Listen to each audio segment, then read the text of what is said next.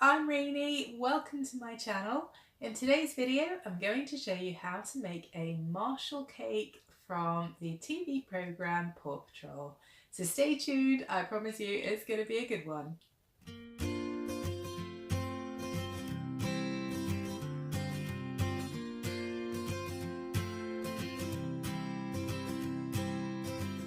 So most of you will know that I am a mummy and that I normally do videos about parenting two small little ones who are close in age, but I am also a hobby cake decorator, and so I will also be sharing some of my cake decorating videos, some tutorials, some hints and tips and tricks that I've found really useful since starting doing this hobby. So this video is obviously a tutorial of how I made Marshall from Paw Patrol for a little boy's 3rd birthday party. If you're new to my channel, then welcome. It's really great to have you here today, and I hope that you'll consider subscribing. And if you're already a subscriber, then don't forget to hit that little bell button and you'll get notified every time I post a new video. But without further ado, let's start this video.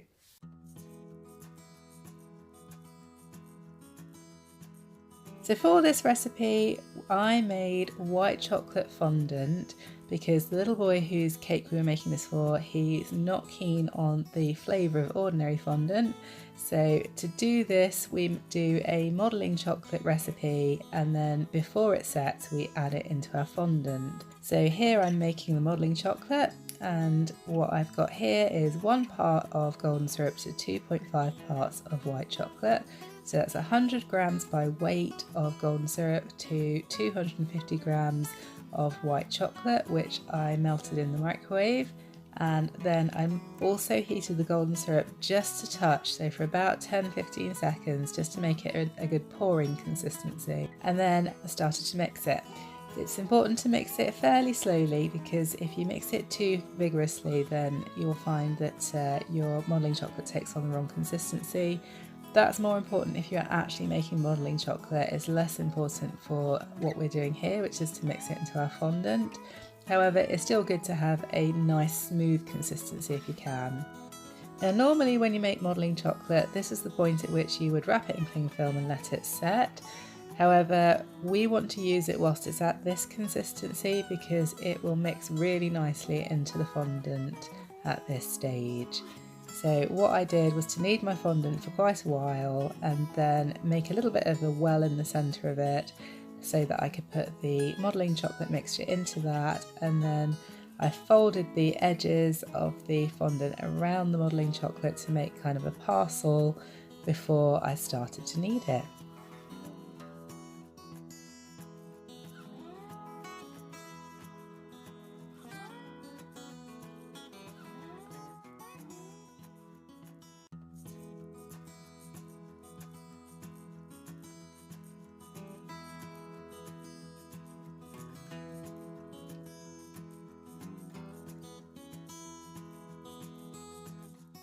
Now one of the cool things about using modelling chocolate with your fondant is that creases smooth out really beautifully when you add chocolate to your fondant, and I don't know quite what the chemistry behind that is, but it does make it really nice.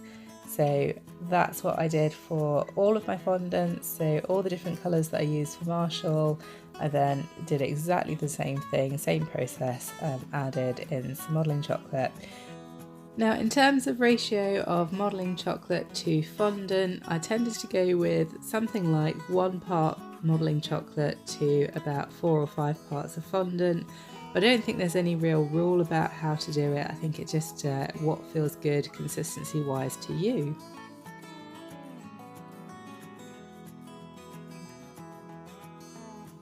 So the next stage for me was to make my Rice Krispie treats, because we used these to make the hat. And for this I used 50 grams of butter melted with 200 grams of marshmallows, and then I used 160 grams of Rice Krispies. And then I just melted the marshmallows over a double boiler just to give it a sort of gentle heat, because I found when I've tried it in the microwave it's too easy to burn it. So I like doing it this way. And then as soon as it's nicely melted and smooth, pour in your Rice Krispies straight away and give it a really good mix until everything is thoroughly coated. I then used a half sphere cake pan, which I greased with some vegetable shortening to shape the dome part of Marshall's hat. I also put some vegetable shortening on my hands because otherwise the Rice Krispie treats would have stuck to me.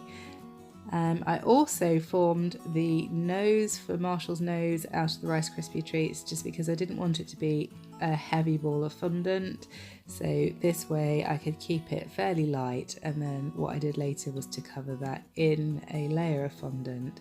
I was also going to make Marshall's face out of Rice Krispie treats but decided to do it out of fondant instead. Now, to stick my cake to the cake board, I used a watered down fondant glue. So basically you just mix a little bit of water with a ball of fondant and get it going with a good mix. I use a palette knife and a chopping board, I find this easiest, to make a really strong glue, and that will really glue your cake nicely.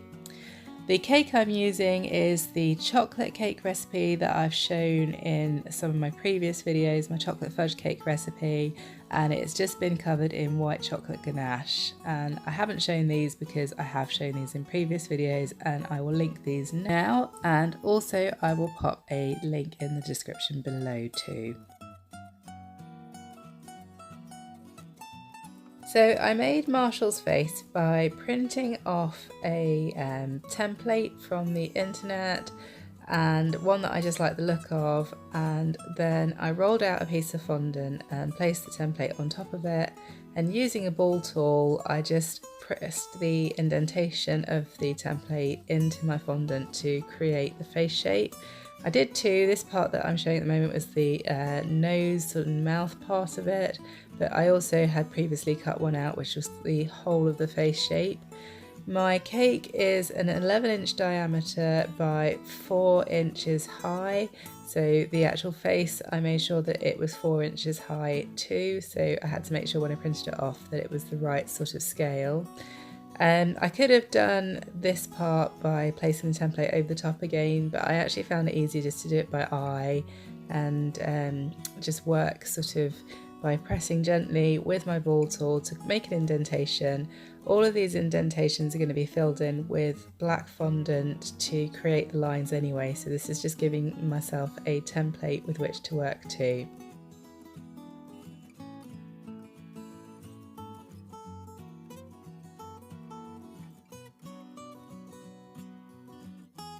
So he's got these lovely piercing blue eyes, so the next thing was to make his eyes, and I have a set of circle cutters, and highly recommend that if you are doing cake decorating that you get some of these because they are really useful for cake decorating. I use them for all sorts of things. Now, when I was first laying down my template, I didn't stick anything, I just popped it down so that I could get a rough idea where I wanted something to be, and then I would use a soft paintbrush and a little dab of water to stick it once I was happy.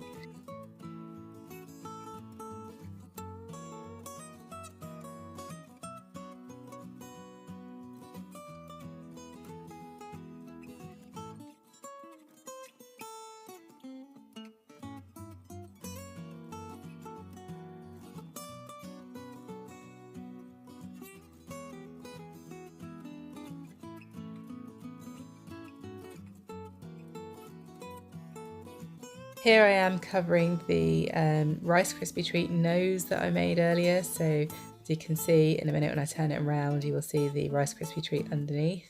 This just meant that when I stuck it to the face template it wasn't a great big heavy ball of fondant, but it was nice and light and it stuck really nicely because obviously the fondant layer on the outside of it adhered really well to the fondant face.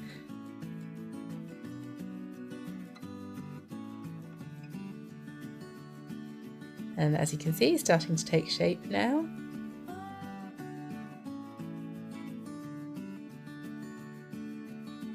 And so the next thing to do was to roll out a big long sausage of black fondant to use as the, if you like, outline for all the details of the face, so the mouth and around the eyes.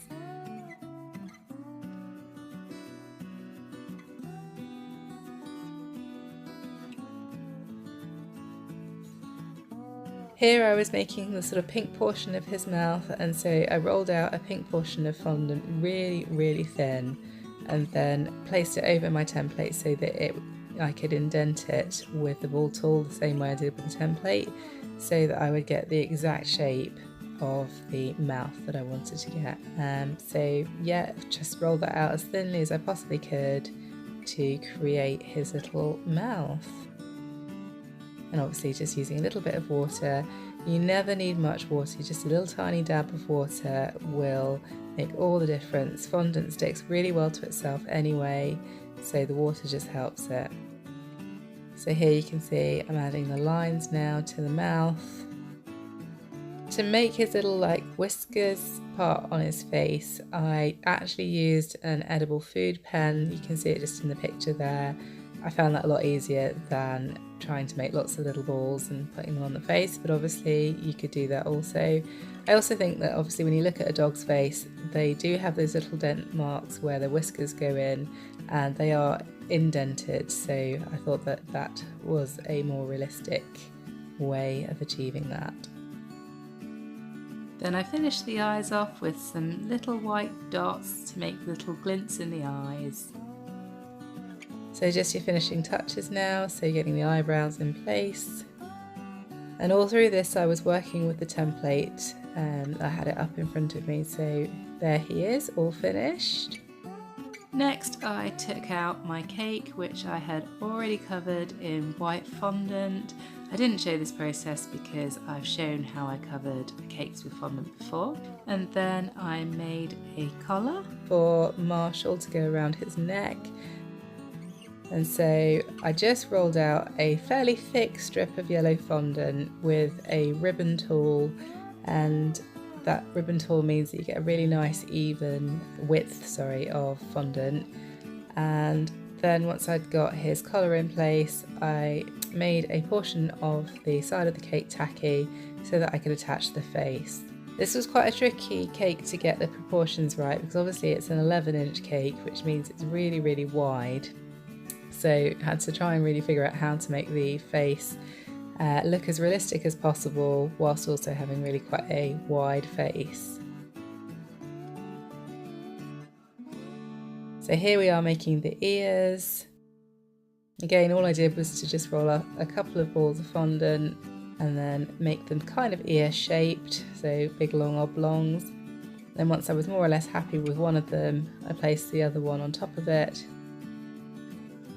so that I could cut them out to roughly the same sort of shape and size.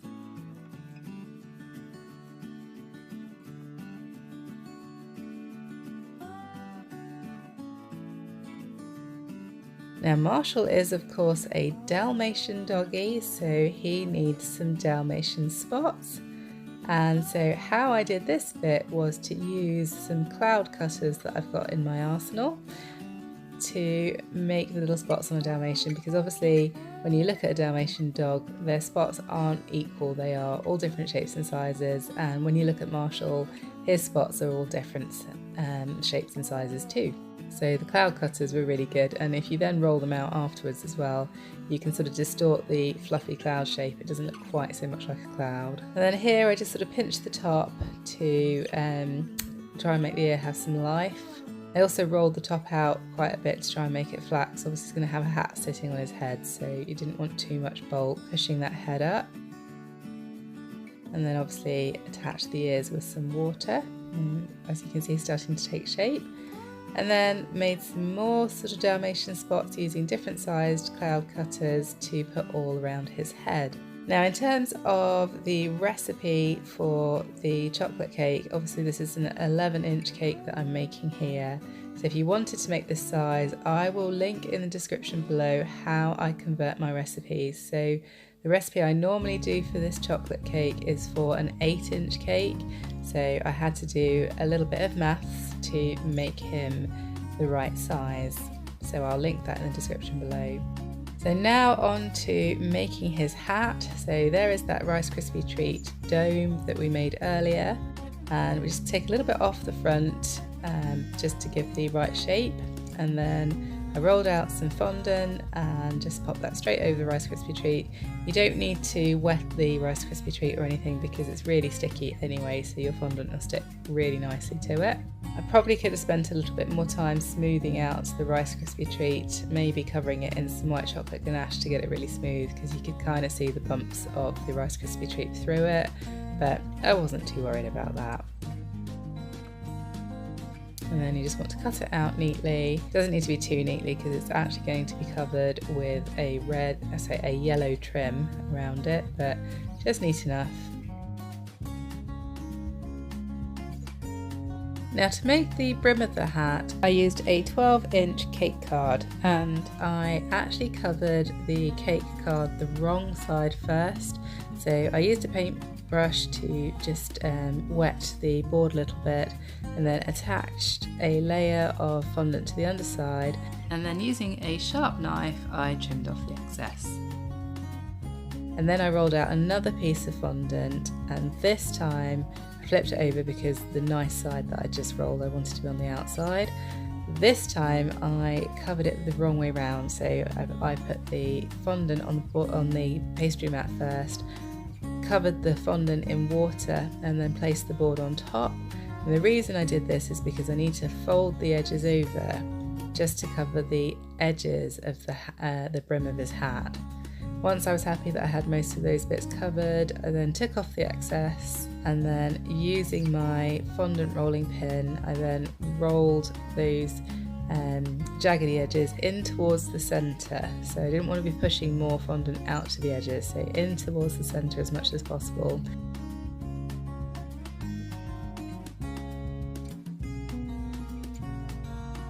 Once I'd completed the brim of the hat, I then used some leftover white chocolate ganache that I had to use as a glue for the brim of the hat, and I then smoothed that off a little bit, try and make it as level as possible, and then I attached the brim to his head.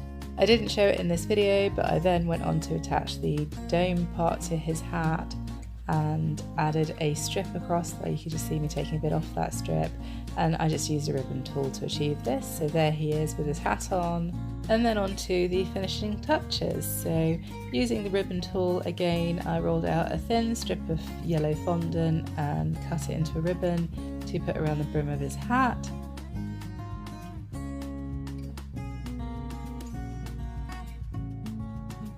And then I made a couple of shields to go on the top of his hat and one to go on his collar as his dog tag. I used a shield cutter that I have in my Paw Patrol cutter set for this. I used black fondant to make the silver shield. So a little tip is that if you want to make something very silver, start with black. If you use white, it won't have the same effect. And then when you put your luster dust or your spray, edible paints, whatever, onto it, it will look really, really shiny. And then here I am just making a little paw that goes onto a shield. And literally that was just like a sausage, a little small sausage of black fondant with some little balls to make the toes of the paw. And then my final task was to brush the edges with silver luster dust to make it look metallic. I then made the lettering that was going to go on the cake for the little boy's name. Here I am about to make the flashlight that goes on Marshall's hat. So I just rolled out a big sausage of black fondant, and then I cut a piece off the end to make a nice flat side.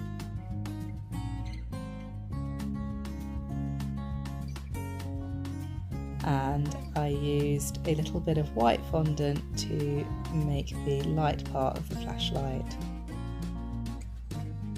Finally, it was time to put it all together. Now Marshall is a fire dog, and he has a little dog tag on his collar with a flame on it, and so I added the age of the birthday boy onto that part of the tag, which I then attached to his collar. Lastly, I finished off the lettering with a yellow border because the letters are going to sit on the brim of the hat, and so I wanted them to be able to stand out. And just like all the other pieces, I attached them all with a little tiny bit of water.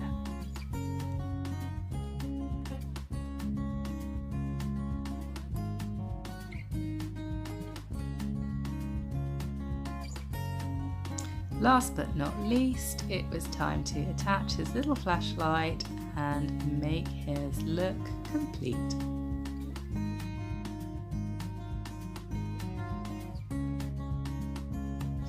And here is Marshall in all his completed glory. I think he looks really cool, and the little boy whom I made the cake for, he absolutely loved him. So yeah, really pleased with him.